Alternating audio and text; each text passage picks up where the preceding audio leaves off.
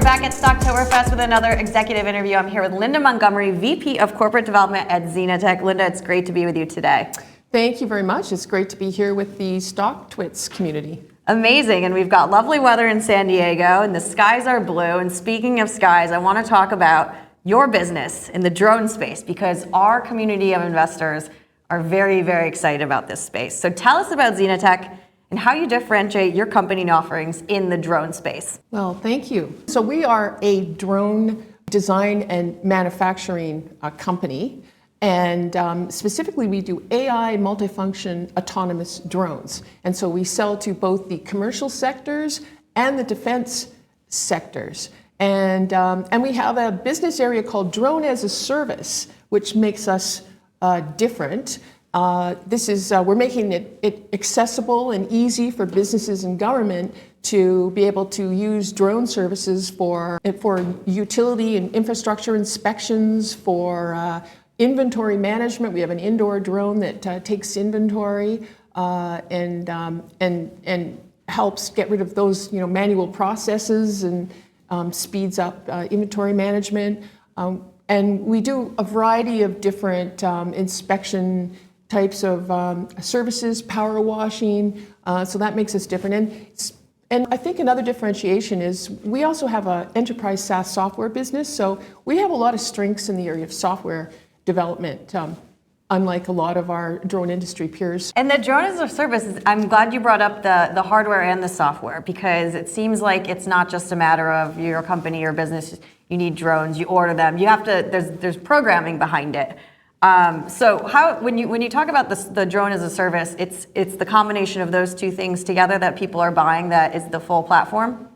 Well, they're buying, it's a service. So they don't have to worry about buying the hardware, the software, finding a drone pilot, the regulations and certifications, and the maintenance, which is a big component of it as well. We do all that. So we make it easy for them. And we're rolling this out in a very interesting way. We're doing acquisitions of land survey companies.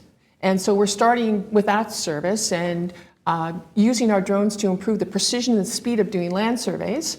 And this is giving us feet on the ground, if you like, in the various 11 different locations in the U.S. right now and counting.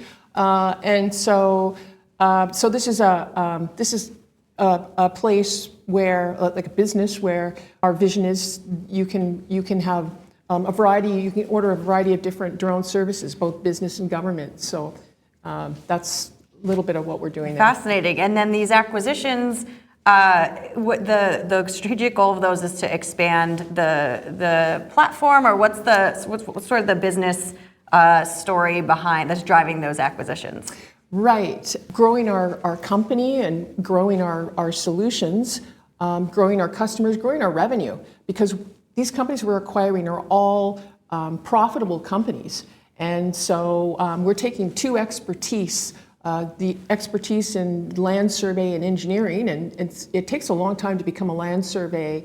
To get the certification can take like 8 years to be able to sign off on land surveys. And so we're taking the expertise of these companies with ours on the drone side, combining these together. I mean, they don't really have drone expertise, and so we're seeing. I mean, this is happening. Drones are being used more and more now in the land survey industry, and we're one of the only companies that's looking at this and wants to launch this and roll this out at scale. And that means we have to have centralized services for the processing of the data. And these are well-established businesses as well.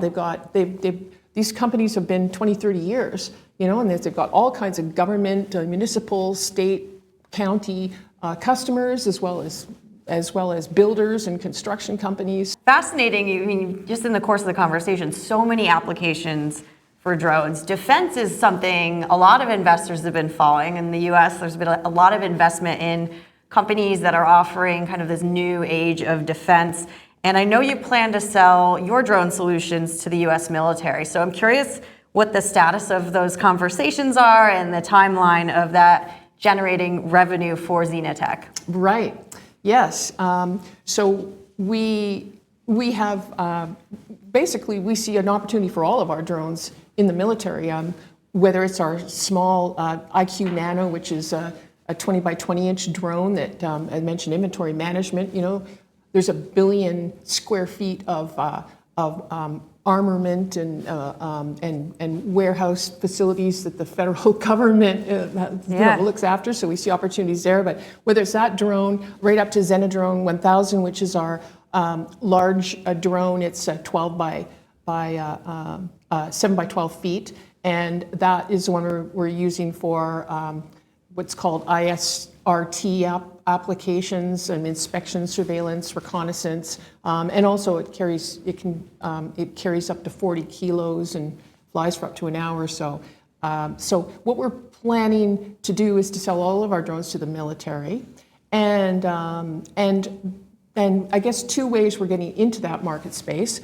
And the first is that we have to get what's called Green UAS and Blue UAS certification, and that just means that puts us on the procurement list. So it's cybersecurity and a lot of different certifications we have to get for that. So we're going through that process. It takes a number of months, and so that's the first thing. And the second thing is that in order to sell to the military, you have to identify which program, where is your drone fit? Yeah. In which program managers in the Army, the Air Force, the Navy, who do you need to be in touch with? Yeah. And in order to, and sometimes you're inventing. I mean, it's not like they understand what drones can do.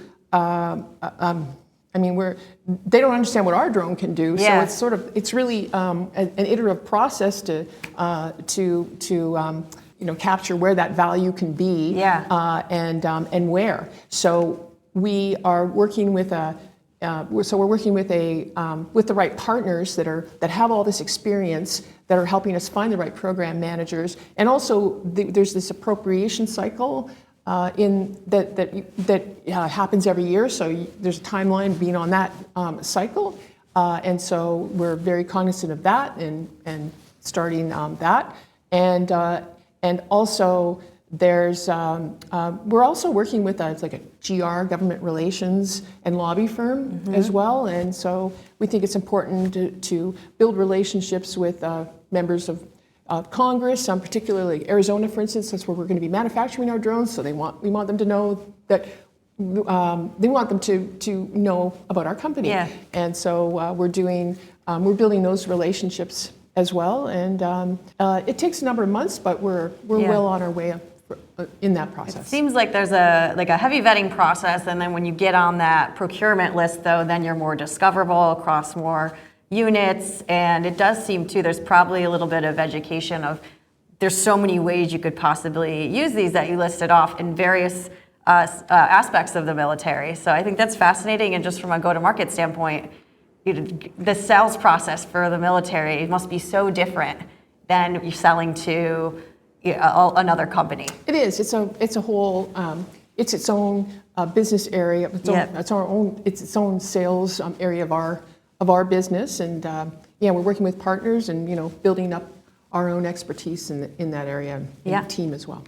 So there's, in addition to defense, is something a lot of investors see just in the market overall is a tailwind for a lot of businesses. For you guys, there's been a few tailwinds in the past few months in the government policy directives for U.S. drone makers.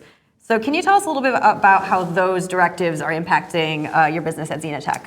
Yes, they are impacting our business. So in June and July of this year, we've had some historic policy directives, and basically.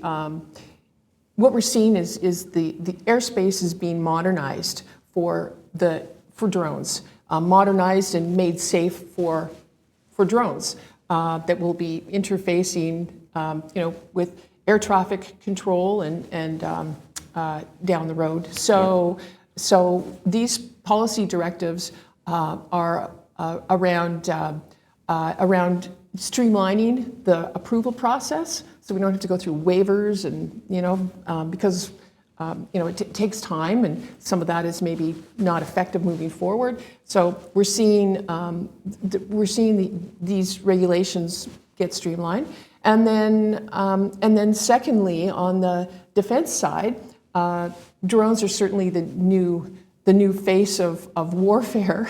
And so what's happening there is that the procurement process is going to be streamlined moving forward, and these policy directives that we've had recently are sort of a push for that, I guess.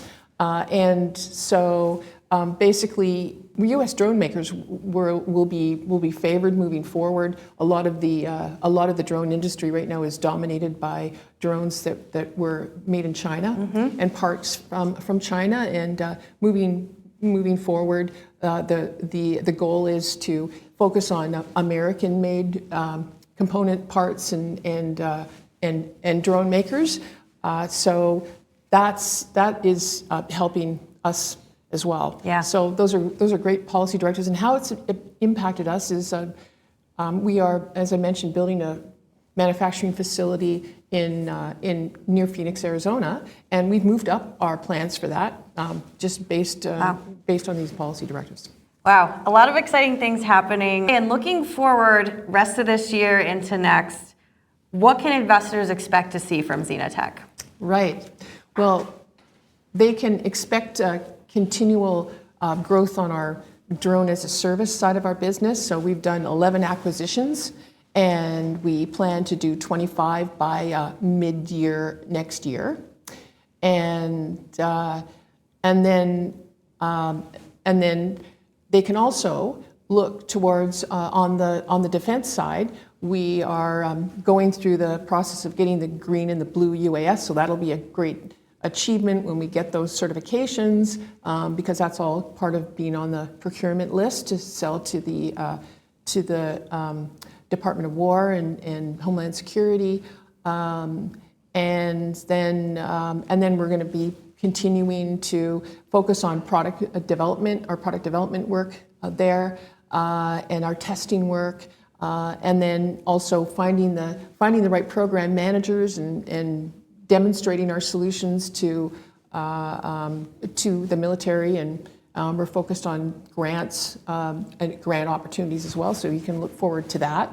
And then finally, we're doing a lot of forward-looking R&D work as well. We have a R&D team that is looking at next generation drone solutions. We're really interested in wildfire management, for instance. Drones are a much better way to detect fires and also put them out. They're more accurate for where they place the water and the fire suppressants than airplanes and helicopters. So, and particularly we're talking about drones, swarms of drones or drone fleets for doing that. Oh. So we're very interested in R&D work and looking at solutions in that area. And also we're doing some traffic management types of solutions using, again, drone fleets and drone swarms. And when you're looking at these kind of applications and drone swarms or fleets, you're also looking at massive amounts of data and quantum computing. So our team is even, we announced recently they're working on their own quantum computer. Wow. So we see how that's going to be necessary down the road too. So just a flavor of some of the R&D things that are really going to place us for the next generation of solutions. You're very busy, it sounds like, so we really appreciate you taking the time with us here today. For investors curious to learn more about ZenaTech, where's the best place for them to get more information or updates on anything we discussed today? Well, they can go to our website, ZenaTech.com. Okay. Yeah. All right, Linda Montgomery, thank you so much. She's VP of Corporate Development at ZenaTech, and we'll see you guys with the next one.